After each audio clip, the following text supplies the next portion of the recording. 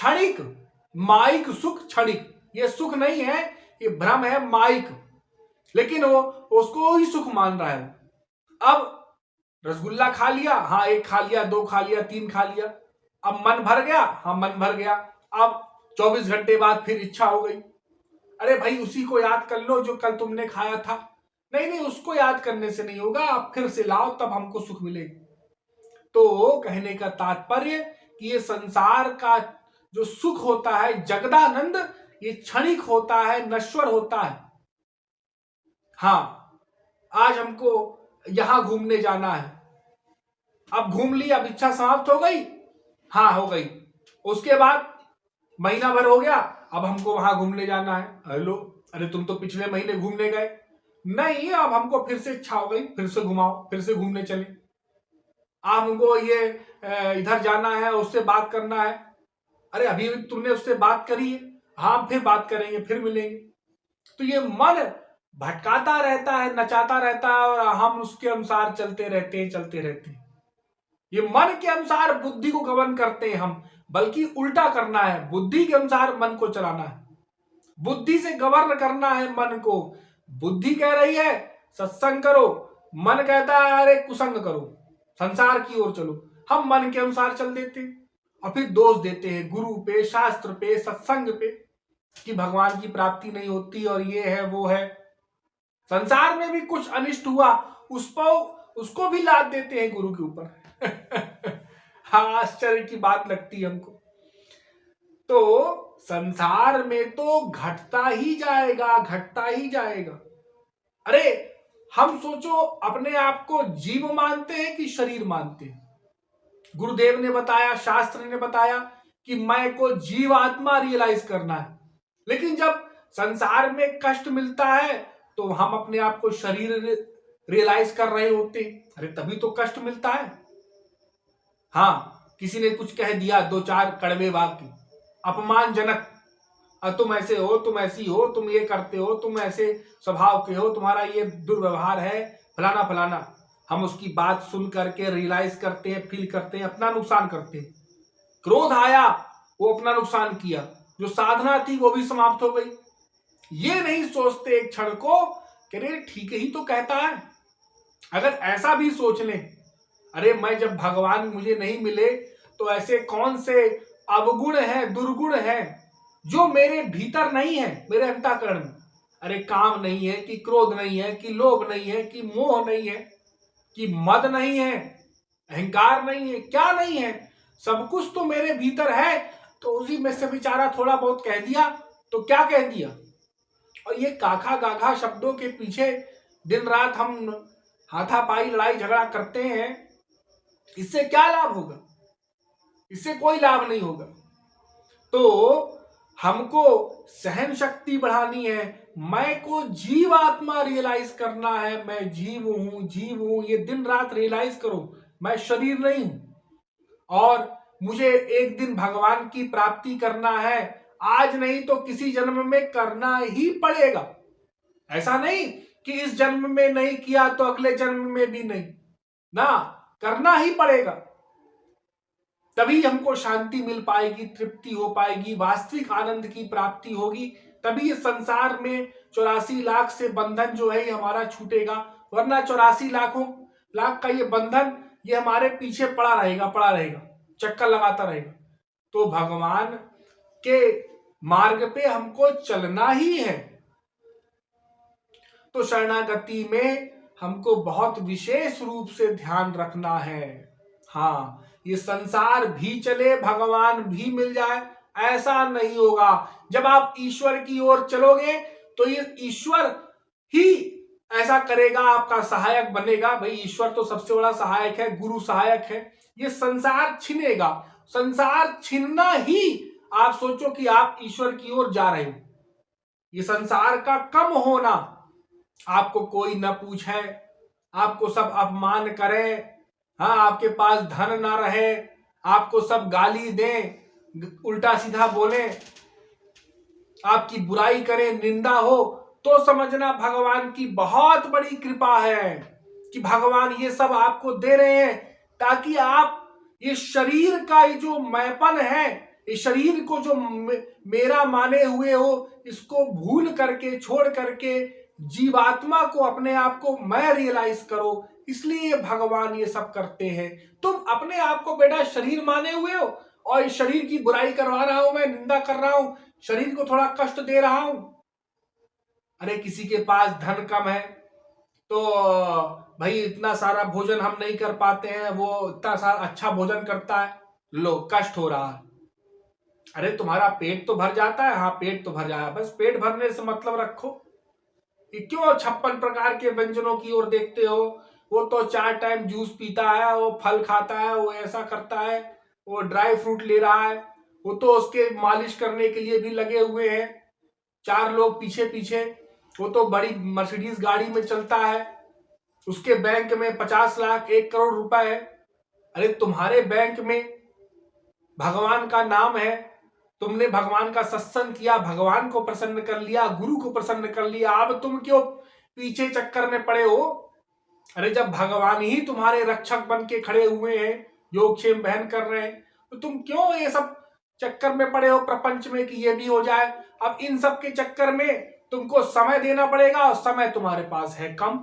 अरे समय तो मानव देह में इतना कम है कि कोई निश्चितता कोई ऐसा है ही नहीं, समय की अवधि कोई तय की गई हो कि भाई चलो 50 वर्ष इस व्यक्ति को दे दिए जाए तो उसके शरीर में कहीं लिख दिया जाए, हाँ, या इसको बता दिया जाए पंडित जी द्वारा, कुंडली वुंडली में भी लिखा हो, इसको 80 वर्ष दिए, इसको 60 वर्ष, इसको 40 वर्ष ना, इसकी कोई अवधि ही नहीं है। इस समय तो बहता जा रहा है, बहता जा रहा है। तो हमको सत्संग करना है, सत्संग में ध्यान देना है निरंतर, और इस संसार से डिटैचमेंट होना चाहिए। वैराग्य, वैराग्य का अभिप्राय ही यही है कि भगवान से अनुराग हो, और ये जब संसार छीने तो हमको कष्ट ना हो, दुख ना हो। हमको भगवान से प्रेम करना है, भगवान की प्राप्ति करना है, भगवान को प्रसन्न करना है। हाँ, हमको भगवान की भक्ति चाहिए, बस इसकी कामना हो भीतर।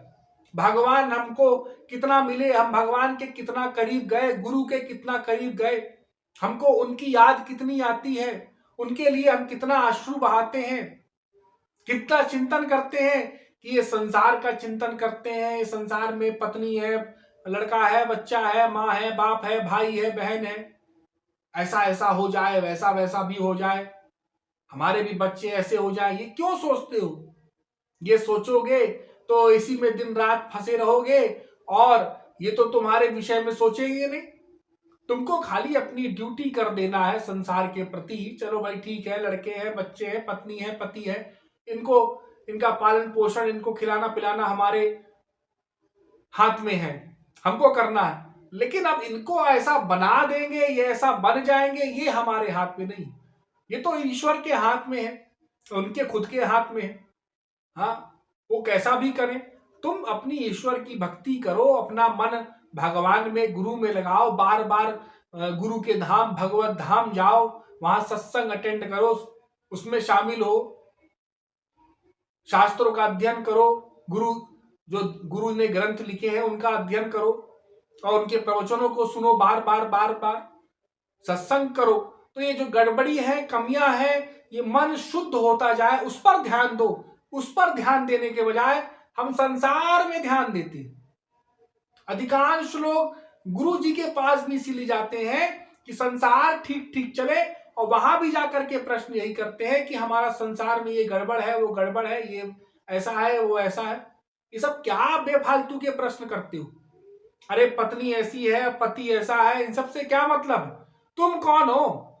मैं को जानते नहीं। और गुरु जी लोग भी उत्तर दे रहे हैं, आजकल के जो गुरु लोग हैं, हाँ वो ऐसा है कि पत्नी की सेवा करो, तुम पति की सेवा करो, तुम बच्चों की सेवा करो, उनको खुश रखो। अरे ये कोई उत्तर हुआ भला? प्रश्न भी गलत, उत्तर भी गलत। अरे ये बोलना चाहिए कि मैं जीव हूं, जीवात्मा हूं, ये अपने आप को जीव रियलाइज करो, भगवान से प्रेम करो, बस। वो कहना नहीं और तमाम प्रकार के उत्तर देके उसको भी भटका देना।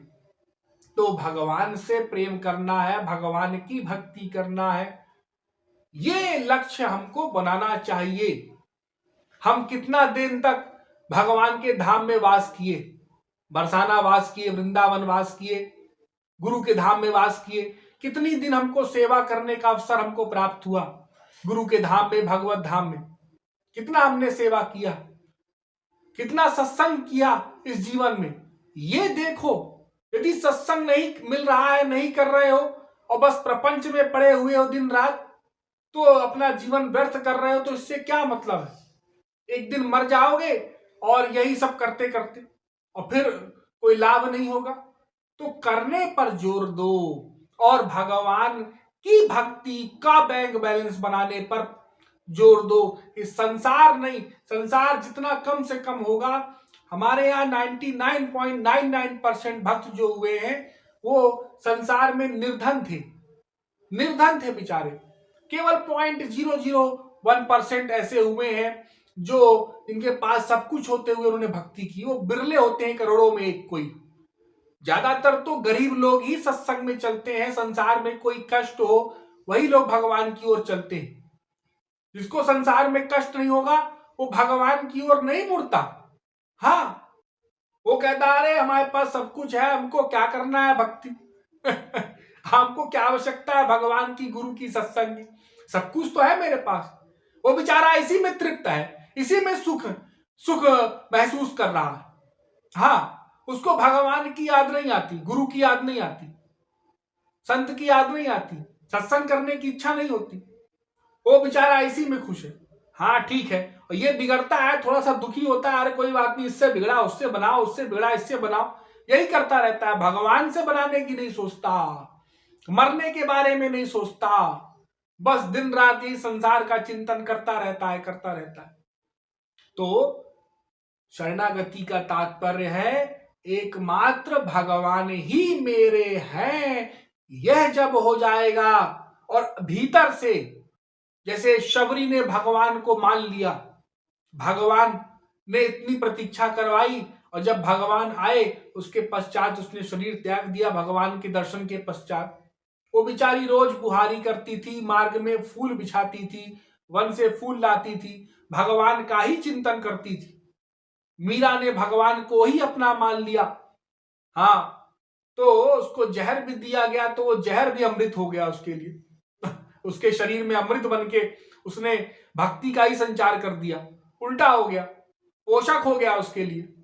तो केवल और केवल भगवान को अपना मानो, बस भगवान को, गुरु को, यही मेरे हैं, इनकी प्राप्ति मुझे करनी है, इनकी सेवा करनी है, ये संसार मेरा नहीं है। तो तुम शरणागति की ओर आगे बढ़ोगे। वरना अगर संसार भी लगा लोगे और भगवान भी, अरे भाई हम तो महाराज जी संसार को भी अपना मानते हैं, भगवान को भी मानते हैं, संसार को भी मानते हैं, तो क्या गड़बड़ करते हैं? अरे गड़बड़ ही तो कर रहे हो, यही तो करते आ रहे हो अनंत जन्म से, और कहते हो संसार भी मानते हैं, भगवान भी मानते हैं। ये भी ही तो हटाना है। एकमात्र भगवान की ही शरणागति करनी है। मामेकमेव शरणमात्मानम सर्वदेहिनाम, भगवान कहते हैं एकमात्र मेरी ही, सर्वधर्मान परित्यज्य मामेकम शरणम व्रज अहम त्वाम सर्व पापेभ्यो मोक्षयिष्यामि मा शुचः। सब धर्मों का परित्याग करते हुए ब्रह्मचर्य, गृहस्थ, वानप्रस्थ, संन्यास, हाँ ब्राह्मण, क्षत्रिय, वैश्य, शूद्र, ये वर्णाश्रम धर्म का परित्याग करके हमको एकमात्र भगवान की ही शरणागति स्वीकार करनी है। माम एकम, भगवान ने कहा मेरी ही, डबल डबल कह रहे हैं। अरे आप जब मेरी कह रहे हो तो वहीं पर अंडरस्टूड है, लेकिन भगवान ने कहा ये बेचारे मनुष्य हैं, प्रश्न करेंगे, एकम भी लगा दिया। ऐसा जो भक्त होता है, जो भगवान की एकमात्र शरणागति स्वीकार कर लेता है, तो भगवान कहते हैं हम तो हम सर्व पापेभ्यो, मैं तुम्हारे समस्त पापों को क्षमा कर दूंगा, क्षमा कर दूंगा, अनंत जन्म के पापों को, और मोक्ष प्रदान करूंगा, अपनी भक्ति प्रदान करूंगा। तो अनन्य शरणागति होनी चाहिए, जो कि परमावश्यक है। इसी पर हमको जोर देना है, सब साधकों को, सब भक्तों को। कोई हो जो श्रवण कर रहा है, अनन्य भक्ति पर ध्यान दो और इन बातों को बार बार चिंतन में लाओ, तब प्रैक्टिकल होगा। प्रैक्टिकल आसान नहीं होता। अरे आज कोई सत्संग कर रहा, कल कुशन करने लग जाए, किसी का भरोसा नहीं। तो प्रैक्टिकल करने के लिए निरंतर गुरु शरणागति, निरंतर लक्ष्य निर्धारित रहे, निरंतर गुरु वाक्य पर चिंतन करें, हम गुरु वचनों को माने। प्रैक्टिकल, ये जो बुद्धि है ना बहुत विकृत होती है, ये सुन तो लेती है लेकिन जब मानने की बारी आती है तो जो अनादिकाल के माया के विकार होते हैं इसको बहका देती है। वहां पर साधक को सावधान रहना है। अपनी बुद्धि को कम मानते हुए गुरु की बुद्धि को अधिक मानते हुए हमको साधना करनी है और गुरु मार्ग से सदैव जुड़े रहना चाहिए, सबको करना है। तो शरणागति के मार्ग में और इस प्रश्न के उत्तर में अभी इतना ही, शेष कल बताएंगे। बोलिए वृंदावन बिहारी लाल की जय।